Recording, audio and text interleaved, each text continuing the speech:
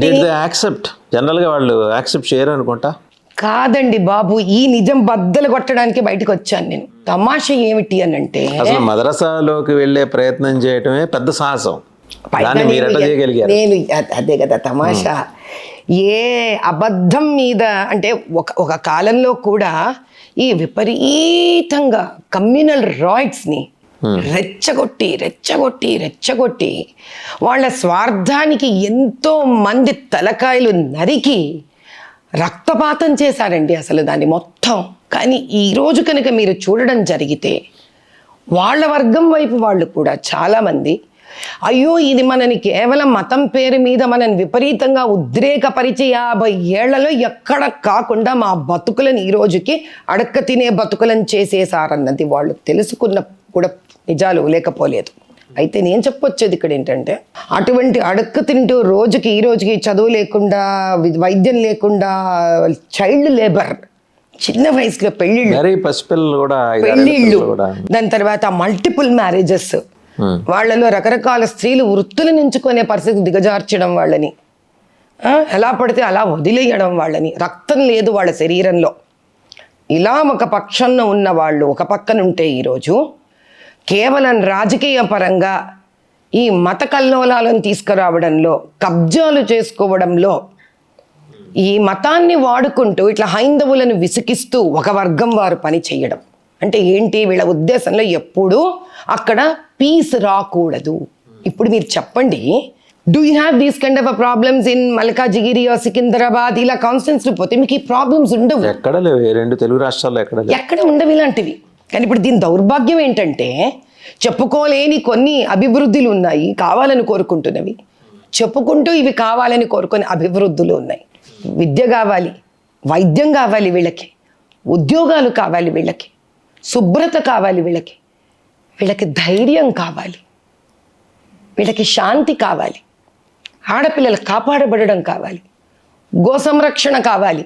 మీరు గో సంరక్షణ దాకా వెళ్ళారు. ఆడపిల్లలకి ఎంత భద్రతుంది ఓల్డ్ సిటీలో? ఏమీ లేదండి. ఇటు 2 వర్గాల ఆడపిల్లలకి లేదు. ఎందుకంటే ఆ వర్గంలో వాళ్ళకి తినేస్తున్నారు వాళ్ళ ఆడపిల్లల్ని. మన వర్గం ఇటుపక్క వర్గం ఆడపిల్లల మీద పడ్డారు వాళ్ళు. ఎంత భయంకరం అంటే ఇదంతా విచిత్రం ఏమిటి అని అంటే, this is being run by a small system అండి. వీళ్ళు ఎలా దీన్ని పిక్చరైజ్ చేస్తున్నారు హిందువులకి అని అంటే, అందరూ అంటే ఇప్పుడు మీకు ఒక 13 లక్షల ముస్లింలు ఉన్నారు. 13 లక్షల ముస్లిమ్స్ ఇలాంటి వాళ్ళు కాదు. అర్థమవుతుందండి మీకు? అందులో కనీసం ఇంకో 10,000 మందిని వాడు పోషించుకున్నా కూడా చాలదండి దుర్మార్గులని. 12,90,000 మంది సాధారణ పౌరులే. ఎస్, 10,000 మందితోటే సమస్య. వాళ్ళని ఇప్పుడు మీరు ఇప్పుడు మన దగ్గర ఏమవుతుంది, మన దగ్గర ఉన్న 8 లక్షల మంది ఇలా తయారవ్వలేదు అనుకుందాం. వాటి వాళ్ళ సాధు జీవనం ఏదో గడుపుతూ ఉన్నారు అనుకుందాం. మన వాళ్ళ మధ్యలో గొడవ ఏంటంటే, ఓ పిడికల మంది వాళ్ళతో కలిసిపోయారు. నేను నిజం చెప్తున్నానంటే, మొట్టమొదటి నుంచి ఇది ఉన్న సమస్య మనకి.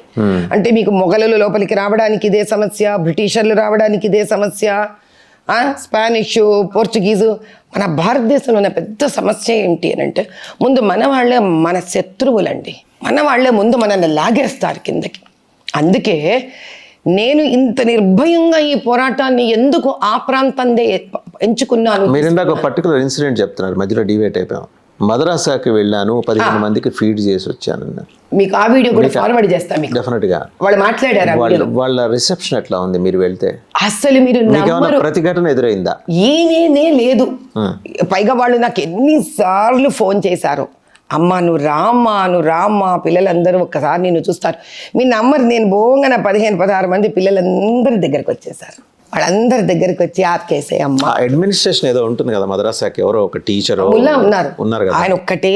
మీకు నేను నా మొబైల్లో వాయిస్ రికార్డింగ్ ఉంది, I share that voice recording with. వాడు ఒకటే అన్నారు, అమ్మ మా అందరి ఆయుష్ కూడా తీసుకొని నువ్వు 100 ఏళ్ళు ఉండు తల్లి, నీలోని ఆ తల్లి ఆ మాతృత్వ భావననే మమ్మల్ని బతికిస్తోందమ్మా, నువ్వు తప్ప మాకు వేరే దిక్కు లేదు. నిజంగా అంత పాథటిక్ సిచ్యుయేషన్ ఉన్నాయంటే వాళ్ళకి ఫండింగ్ లేకపోవడం. తినేస్తారండి బాబు. ఫండింగ్ ఎందుకు లేదు? వక్ఫ్ బోర్డులో కోట్లు ఎంత డబ్బు. ఇప్పుడు మీకు చిన్న విషయం చెప్తా, మన దేవాలయాలు ఉంటాయి, ఆ డబ్బు దేవాదాయ శాఖ తినేస్తుంది.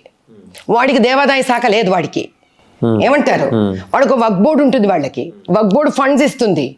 అది వాళ్ళు తినేస్తారు. వాళ్ళకి మాట విని, వాళ్ళు చెప్పిన మాట వినే మస్జిద్దులకు, వాళ్ళు చెప్పిన మాట వినే మదర్సాలకు వాళ్ళు ఫండ్ చేసుకుంటారు. ఎవరైతే మాకు ఇట్లా గొడవలు పడే ఇష్టం లేదు, మేము ఈ పద్ధతి వాళ్ళం కాము, మేమేదో చెప్పుకుంటాము, మా మా మా రిలీజియన్ ముందుకు వెళ్ళాలి, మా మతం ముందుకు వెళ్ళాలి అని చెప్పుకునే వాళ్ళు ఎవరైతే ఉంటారో వాళ్ళకి ఏం దొరకదండి. అలా నేను సపోర్ట్ చేశానండి మదర్సాలకు, అట్లా చేశాను. హలో, తెలుగు రాజ్యం ఛానల్ చూస్తున్నారా? సామాజిక రాజకీయ జీవన చిత్రణే తెలుగు రాజ్యం. అతిశయోక్తులు అసత్యాలు ఉండవు. రాజకీయ కోణం కాదు, ప్రజా కోణమే కొలబద్ద. తెలుగు రాజ్యం వీక్షణ మీ ఉత్తమ అభిరుచికి నిదర్శనం.